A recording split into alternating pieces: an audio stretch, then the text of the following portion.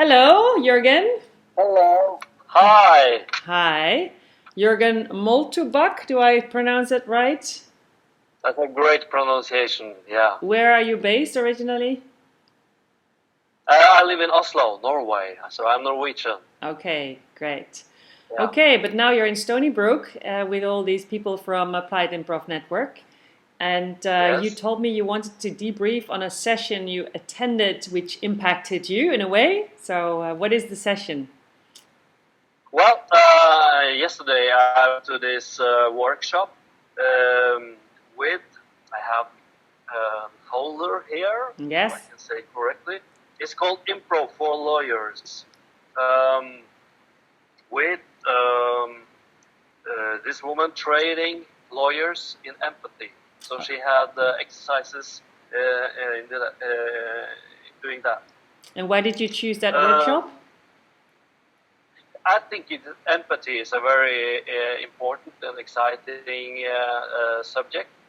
It's a part of the core in improvisation and in applied improvisation. Mm-hmm. And I have myself, I'm working with teachers, with school teachers. Okay. So I hope that there would be something there that I could convey to my field, and it was. Yes. Okay. So what was interesting? Well, she said she had a very short introduction, and it was about it's no use in knowing the law if you don't. It's no use in understanding the law if you don't understand your clients, and that's kind of the same for a school teacher. It's no use in knowing your subject if you don't understand your students, right? Yes. And what she did, well, she handed out two sheets of paper and said, "Don't turn it up before I say that I'm ready. Have your pens ready." Mm-hmm. And then she said, "Okay, go. You will have 2 minutes to solve these exercises." And it was hard, strange mathematic exercises. Mm-hmm. And she tuned up the music. It was so we all got very stressed. And one exercise was in German, and suddenly there were exercises like and give a high five to some of the other participants, or so everybody had different exercises. And we tried to do the exercises, and she said that it would take 2 minutes, but it took like I think she said afterwards in the debrief that she used 7 or 8 minutes. And I think it was one person there who managed to solve tasks, and the other of us, we felt so embarrassed, we felt stupid. Mm-hmm. And then we had this debrief afterwards, and she explained how she works with this in the field with the lawyers, because if their clients don't do their paperwork, then they will go to jail, you know. Sorry, can you repeat that last sentence because your sound was a bit low? Okay, she said that for many clients who are in many of the lawyers' clients, yes, if they don't manage to do the paperwork right, then they might go to jail. You know, yes. It's important. And lawyers are well educated. It's easy for them to forget how difficult it is to read a text. Yes. To understand what you're supposed to write where. So those exercises were designed to confuse us and to create that confusion that many people have when they are exposed to documents and formulas in a lawsuit, you know? Yes, absolutely. So she made us feel that on our body, you know? Mm-hmm. And for me it was, okay, I have to do the same with the teachers, because so many teachers have forgotten how it is to be a student, you know? So how will you do that? I'm curious. How will you make teachers feel the confusion of students?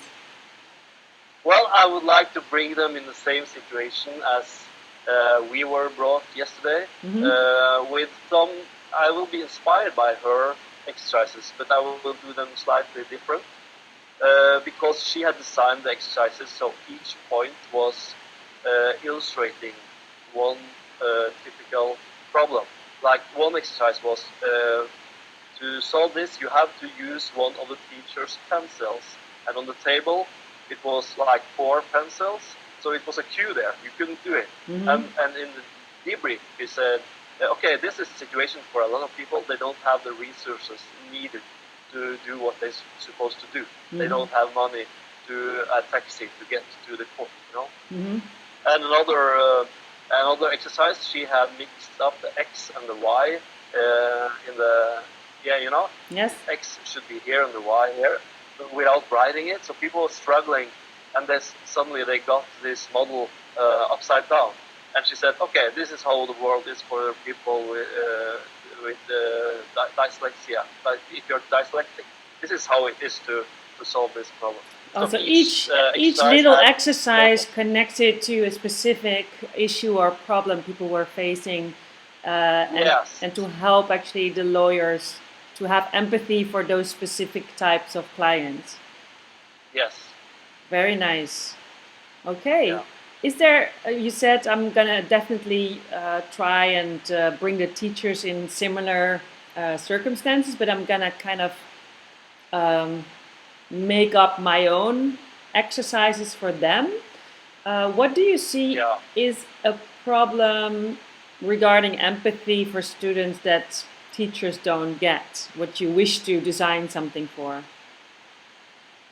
Well, first I have to say that teachers, as I know them, my colleagues and other teachers, have a lot of empathy. They care for the students. But I think it's a problem that they are kind of over-communicating, because you are delivering many messages at the same time. Because you can say, well, I care for you, and here you have the result of your paper. It's not good, And you give grades, and or the students have delivered a text, and you are marking with a red pen and everything that is wrong. To understand that is a message that is contradicting your caring, Yeah. So we have to work with the communication and to see that it's hard to build up with one hand and throw down with the other hand. Mm-hmm. So we have to have a more focused communication, and the basics should be understanding and empathy. And for many students, especially the students struggling at school, they feel like, oh, I don't think my teacher likes me. I don't feel welcome in this class, and besides, I don't understand the topic. Mm-hmm. And that's hard to hear, but because the teacher might hear. The teacher likes the students, but because they are getting all those messages, confusing messages. I think I lost you now. Are you there? No, I'm still there. Are you? Now you are freezing. But it was a really interesting conversation, and because of the time, I'm wrapping it up.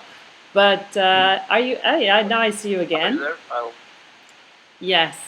So Jorgen, also because of the timing, I don't know if you still hear me. Okay, I have a weak connection. If you can hear me. Yes, I can hear you. Yes. Can you hear me? Okay. I don't think he can hear me. But I think it was a really interesting insight that he took away from this workshop on lawyers to really get his insights based on the workshop, and already in his head is trying to convert it to his own target group of teachers, and having teachers become better teachers in understanding their students. So thank you so much, Jorgen.